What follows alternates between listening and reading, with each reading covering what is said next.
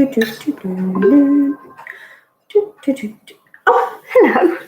You caught me making myself a jam sandwich. Well, I'll save that for in a minute because today I've actually got a story for Storytelling Day, which is all about a jam sandwich. Oh, not any old jam sandwich, a giant jam sandwich. Look at that. This story is a story I used to really, really love when I was younger. It's called The Giant Jam Sandwich, and it's by John Vernon Lord with verses by Janet Borroway.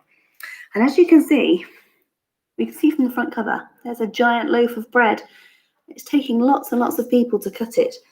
I wonder if you can spot the reason why they're making a giant jam sandwich. Those pesky wasps might have something to do with it. Anyway, I hope you're going to really enjoy this.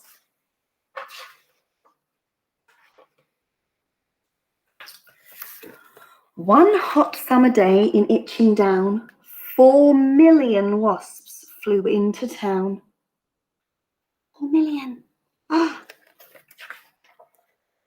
They drove the picnickers away. They chased the farmer from his hay. They stung Lord Swell on his fat, bald pate, that means his head. They dived and hummed and buzzed and ate. Oh my goodness. Don't know about you, but I'm a bit scared of wasps sometimes. Ooh. And the noisy, nasty nuisance grew, till the villagers cried, "What can we do?" So they called a meeting in the village hall, and Mayor Muddlenut asked them all, "What can we do?" And they said, "Good question." But nobody had a good suggestion. Then Bap the baker leapt to his feet and cried, "What do wasps like best to eat?" "Strawberry jam." "Now, wait a minute. If we made a giant sandwich, we could trap them in it." The gentleman cheered, the ladies squealed, and Farmer Seed said, "Use my field." Bap gave instructions for the making of the dough. Mix flour from above and yeast from below, salt from the seaside, water from the spout. Now thump it, bump it, bang it about. Look at that. Look at all those people working together to make the dough. And all those wasps are still buzzing around their heads. While they were working and working hard, some more made a tablecloth out in the yard. And you can just about see them in the distance there, sewing away and making a tablecloth. When they were done, the dough was left to rise till the loaf was a mountain in shape and size. They hitched it up with a bit of fuss to tractor's car and the village bus, and they took it to the oven they had made on the hill, 50 cookers in an old brick mill. And so what they've done, you can see, they filled up the old mill with loads of cookers all around the edge. They put them all on, turned it all on, so the whole building's going to get really hot, hot enough to cook the bread. For hours and hours they left it to cook. It swelled inside till the windows shook. It was piping hot when they took it out, and the villagers raised a mighty shout. "Isn't it crusty? Aren't we clever?" But the wasps were just as bad as ever. So you can see here's that giant loaf. It's so big it's bulging out the building. But those pesky wasps are still annoying all the people. The loaf was left to cool, and then the people watched while 6 strong men took a great big saw and sliced right through. Everyone clapped, and then they cut slice too. So look at that, great big slice of bread. And that's the size of a person, so it's really gigantic. Some birds are enjoying that loaf of bread so far. The village bus, they all agreed, would spoil the fields of Farmer Seed.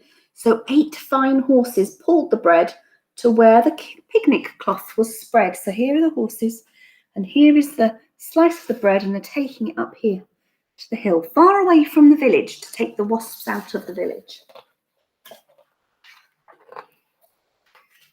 a truck drew up and dumped out butter, and they spread it out with a flap and a flutter, spoons and spades, slap and slam, and they did the same with the strawberry jam. So look at that. Look how much strawberry jam that is being dumped out the back of a dumper truck, all being spread out. I don't know about you, but when I made my strawberry jam sandwich, I used a knife. I didn't use a spade. Look at that. There's people using all sorts of things to spread out the butter. Farmer Seed's even using his tractor. Meanwhile, high above the field, 6 flying machines whirred and wheeled, ready for the wasps to take the bait. And then there was nothing to do but wait. And can you see? They have got their helicopters all clipped on to the other side of the sandwich, to the other slice of bread. Will their plan work? Suddenly, the sky was humming. All 4 million wasps were coming. They smelled the jam, they dived and struck, and they ate so much that they all got stuck. Look at them, diving down on that yummy strawberry jam. The other slice came down kersplat on top of the wasps, and that was that. They were only 3 that got away, and where they are now, I cannot say.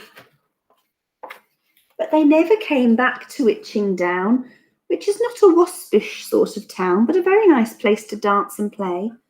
And that's what the villagers did that day. But they're all there celebrating that the wasps have gone. And look, what's this up here? Can you see what's happening? What became of the sandwich? Well, in Itching Down, they like to tell how the birds flew off with it in their beaks, and they had a feast for 100 weeks.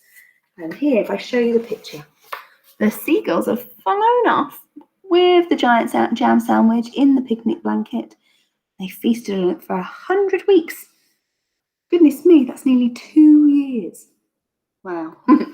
Well, I don't think it would really work to make a giant jam sandwich to get rid of wasps, but it's still a fun story to read.